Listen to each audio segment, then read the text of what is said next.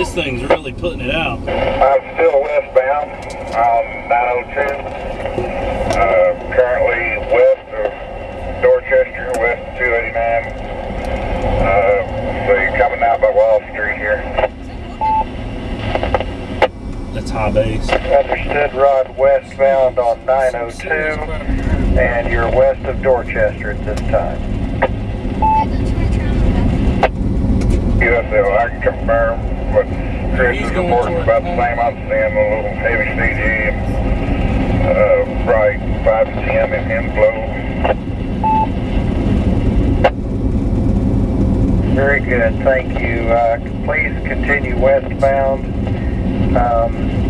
And let's now check in KE5NAW. What is your location? I'm right here. I'm at a stop here at South Main. I can see the storm south of me, south of South Main here on Highway 56. Okay, understood. You are now at South Main and you can see the storm to your south. Any inflow to report?